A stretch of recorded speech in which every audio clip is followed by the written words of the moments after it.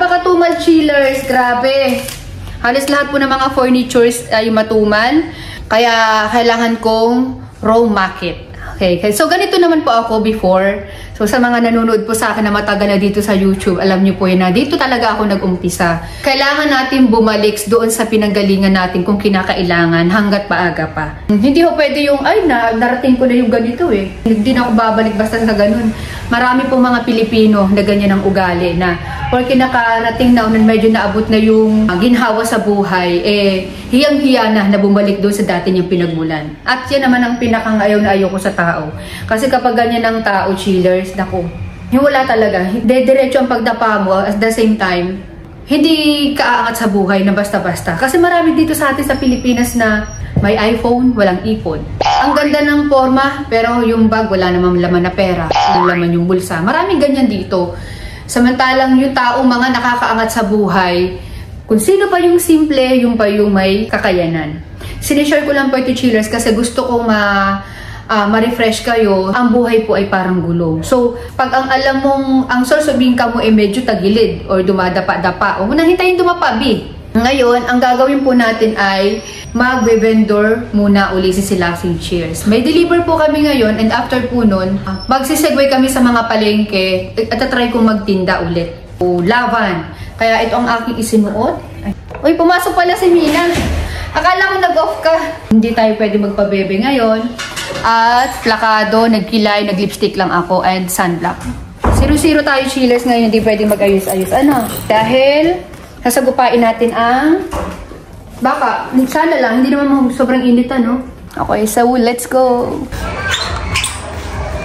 Ang kasama ko nga pala ngayon si Kuya Judy at saka si Paul. Tapos, so dito naman si Habi, iwan siya dito dahil siya ay nagtatabas ng chiffon para sa curtain namin soon. Ayan, bali may install po kami ng curtain sa Cavite, 3S Cavite yon. So, shoutout po kay engineer at kay ma'am. Ito yung isa sa mga dadalhin namin. Kasi yan, kasi sa taas naman yung iba. Yung sa mga Isabela naman, nasa taas din. So, kaya andito yung akin na nilabas muna dito para dito magtatahi si Jessa. Ano tayo, bagong kasal? Pagpapunok na, wala na mga kiss-kiss na ganyan. Paragong. Kakaiba nga lang, kami, ang gamit namin ngayon sa sakyanan. Dati kasi noon, nagtitinda ako ng mga 2014-15 yata yun. Ang gamit namin is sidecar. Sana nga lang makabenta kami. Sayang din naman. Ang hirap kasi chillers ng na walang pumapasok. Kahit pa 300 pesos, 200 pesos yan, importante may pumapasok. Hindi yung pwede yung labas lang ng labas ng pera. Nagpa-print pala ako kay dalaga nito. Nakikita nyo ito sa channel ko. Ay, mahirap pala masahid dito. Nakalagay dyan, mura pero hindi basura. So, tingnan nyo na lang yung gagawin ko papamaraan mamaya para makabenta lang. So, ito lang naman yung additional order. Ivan. Hindi. At may nakapaskal dito na house and lot for sale. So, ayan yung contact number. Pwede nyo rin po akong i-PM. Hindi ko alam na ibinebenta na pala ito ng may-ari. So, buti na lang nakunan ko na lang din ng video. Ang laki ng bahay na to eh.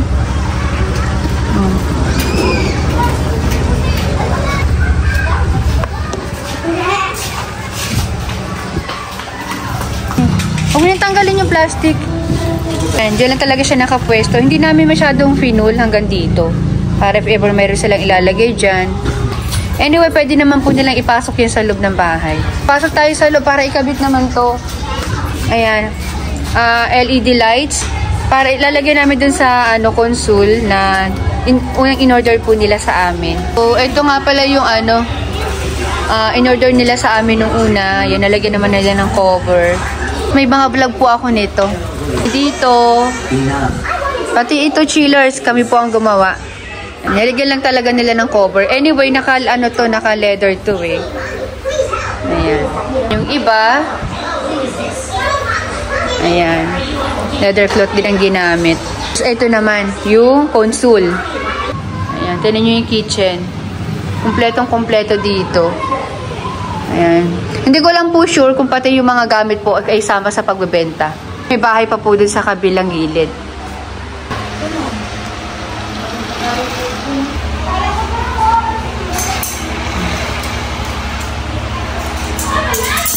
So, chillers, kahit tagatid lang kami ng additional order, ayan.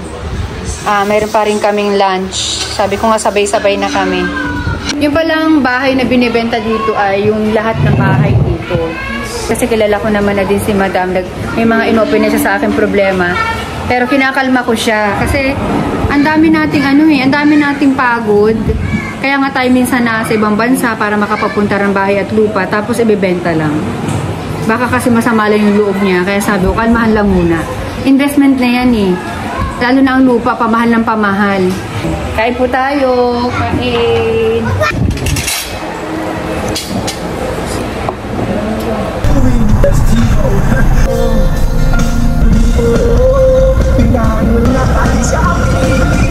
Wala pa masyadong tao kasi ang oras po ay 1:42 pa lang ng hapon.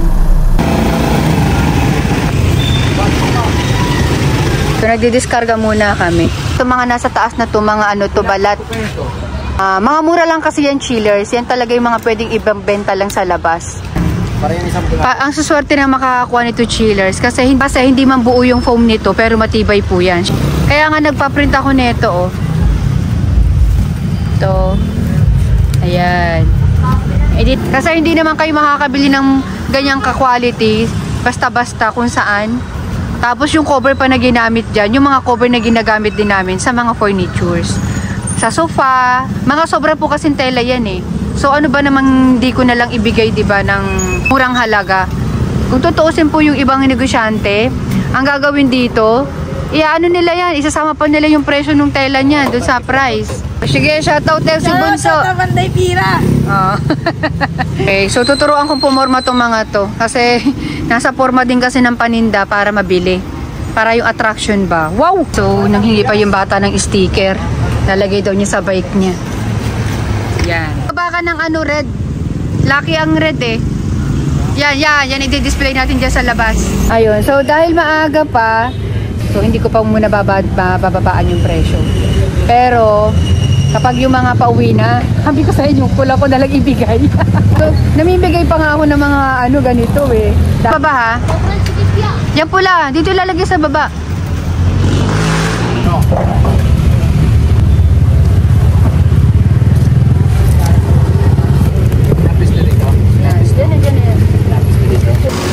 Te, sira ng relasyon mo. Yan po, hindi pa. Maniwala ka sa akin. O ba naman, binibigay ko ng 1K.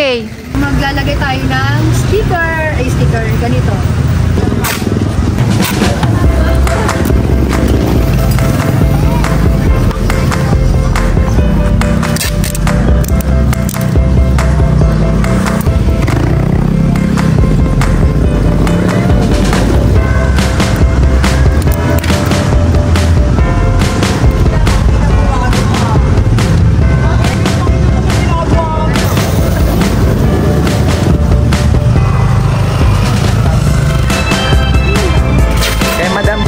Magaganda po yan. Sira ng relasyon. Ang pamilita.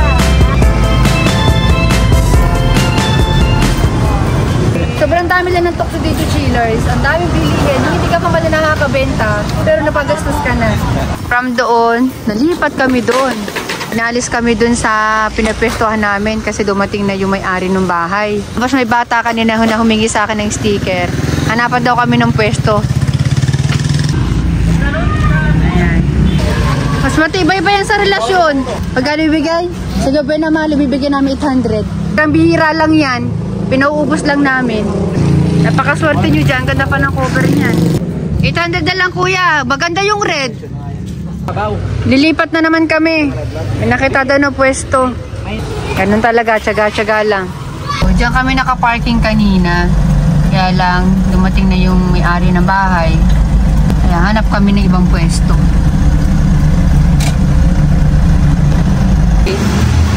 So yan, dito naman tayo. Yan. Dati nakapwesto kanina dito, nagmagsasaging. Ayan. So konti lang naman kasi ando kami kanina sa may kabilang dulo. Doon sa may 7-Eleven.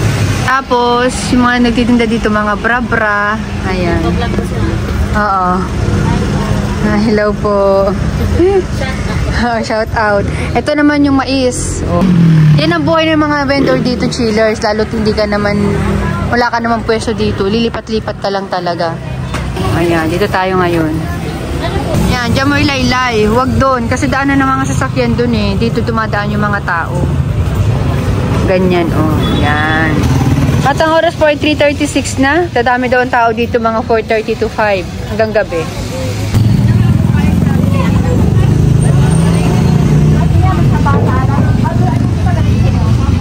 Ito naman ano yan. Sira na lang relasyon. Ang pom hindi pa. Kahit 24 di sa is.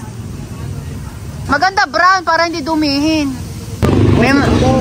May mga nagtatanong dito na yung cover daw ba matibay. Ang sabi ko, ang cover niya, sira na ang washing machine, ang cover hindi pa. Dito naman, oh, laylay na ang suso, ang bra hindi pa. Oh, so, si Kuya Judy, lilipat siya ng pwesto, tatayo lang siya doon, sa banda doon. Grabe daw yung customer doon. Halos kulang yung pom namin dahil sa dami ng customer. Magdadala siya ng isang D4 tsaka isang balat. Puro tanong, ang babarat pa. Kalma lang, maya-maya baka maraming bumili. Di pa kami nakakabenta, oh. Nakapauwi na pati ako. Oh, bibili na si Kuya. Yan, oh. Sabi ko sa inyo, eh. Yung salamin talagang yan, eh. Pang mayaman, eh. Bali double to? Oh, double po yan. Yeah, double size. Maraming rin po sila.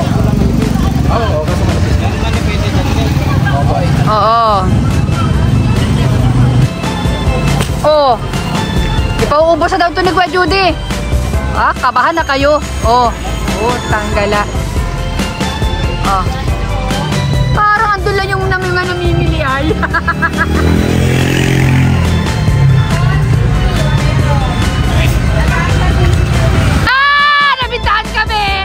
Nabintahan kami, oh.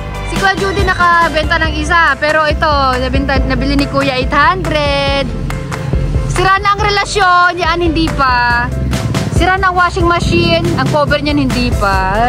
Para lang bumili ng tinapay, hindi mo lang tumawad. Thank you. O, bayad! Bayad! Yan. Sukli ako. 800 na lang, oh. 800. Ubusin nyo na, utang na loob. Nakabenta kami, oh. Salita kayo dyan. Oh, dalawa na kaming benta. Hindi ko na nakunan kanina ng video kasi ano, panukli ba ako dito? Wala akong panukli. Mapapapalit pa ako. Ano, nalupat ako kanina. Kaya hindi ko nakunan. Hindi ko atuloy yung benta ni Kuya Judy kanina. Kaso, late ng tubo. Pero okay lang. At least hindi siya zero. Papalit ka muna ng ano. Ay, ate, maraming benta dyan. Papalit naman. Ayan, oh. Yan! Hoy, wala. Oh. Wala. Yabot to. Ubi ka na ba? 2, 3, 4, 5, 6, 7, 8. 800 lang. Alis ka na ba? Pero muna 200. 100? Oo. Akin na yan. Meron yan. Ano? Kung maaari ko, meron yan, te. Ayun, no? Meron yan. Balitan mo na kasi para may benta. Meron naman kasi pampalit eh. Yung mga kasama ko dito, oh. Manood kayo ng vlog ko, ah. Ano to?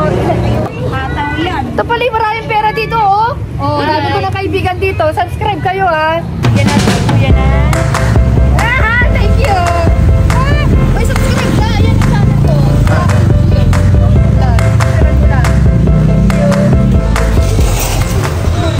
Yung ginaganahan na ako kasi nakabenta na kami ng dalawa. Tubo namin dito. Pang sigarilyo ng halo. Ito ako alos kita eh. 10 shillers, pauwi na rin kami. Pero si Kuya Judy talagang pinipika pa. Ayaw pa magpaawat. Sabi ko tama na, uwi na. Pero kakain muna kami. Awat na, awat na. Advice ko lang sa mga pinanghihinaan na ng loob, laban na. Mas lalo kayong madadapa pag hindi kayo lalaban sa pagsunod sa buhay, lalo-lalo sa paghahanap buhay. Yes, si Kuya Judy. Pinipiga mo pa, wala na nga. So ayun pa, ang dami pa naming mga tira, oh.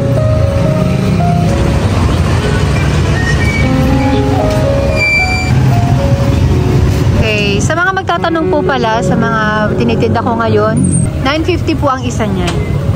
Dito kami kakain. Ayan.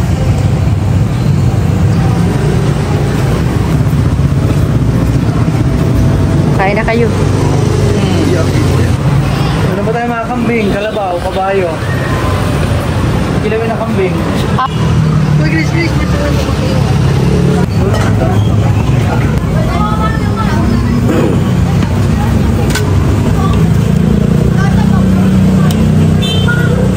pangatlong ano niya na. Oh, shout out sa mga workers ko. Dito sa bagong baryo. Alam ko magugustuhan nyo dito. Lahat, may kabayo, baka, kambing. Mas bigyan kami sa bag. Ano sa mga papaitan sa palungka?